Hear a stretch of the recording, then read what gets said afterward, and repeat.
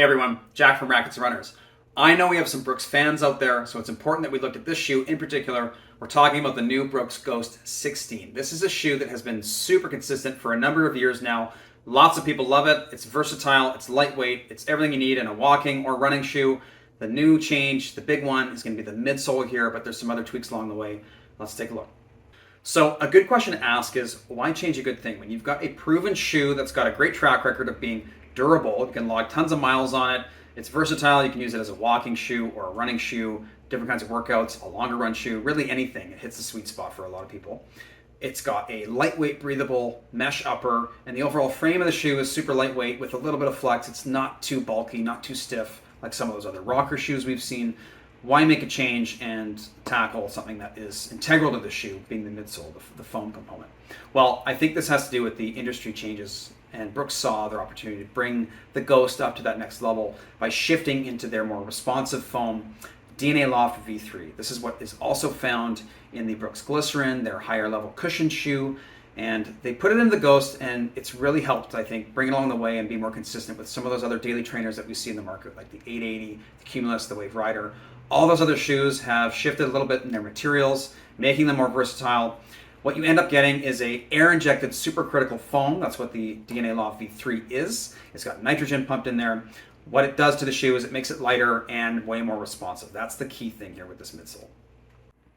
Taking a closer look here at the Brooks Ghost16, one of the things that is pretty subtle but I really liked was this additional paneling that sort of wraps around the lateral side and the heel and finishes on the medial side of the shoe. What this does is gives you just that added stability when you're going over any kind of uneven terrain. Your foot just kind of hits the side and then it gets back to center. So I've noticed that has really helped going over anything that might throw my balance off. And it's the same foam material that is used in the midsole, that DNA Loft V3. So again, very, very soft on the foot and overall very comfortable.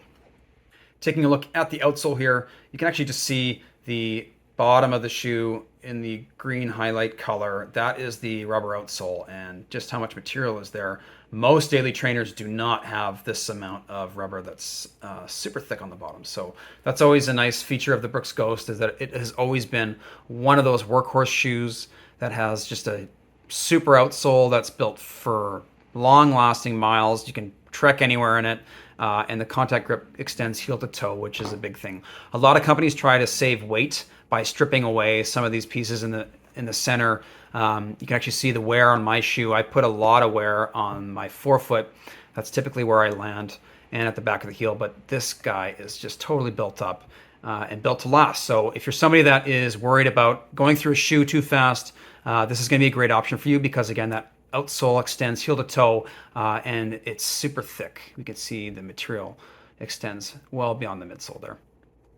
When we were talking about how great it is when a shoe is very consistent, I think one of the pieces that has been untouched and didn't really need any changes was that upper, and we've got that here. So they've kept that engineered mesh that's super breathable, lightweight, nice and flexible for those toes without the shoe feeling too loose. The lacing system works great. I found it's very secure through here and really haven't had to adjust it at all.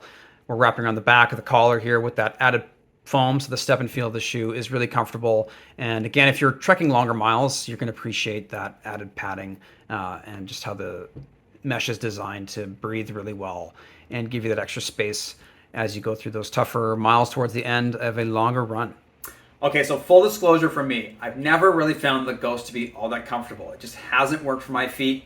It is what it is. There's other brands out there that I've worn for daily trainers and everything else, and I've just found them to be more comfortable. With that being said, I reviewed and tested the Glycerin 21 earlier in the year, and that's got the same DNA Loft V3 midsole in there, which is now in the new Ghost, and I'm loving this shoe. This has been exactly what I needed to get my foot in there. I think if you're somebody that has used this consistently in the past, it's got enough that's been the same, that has worked well for it, and that new midsole is all that bit more comfortable and more responsive. I think you're going to like the change to that, and it's not too different, that you're going to be able to settle in just fine.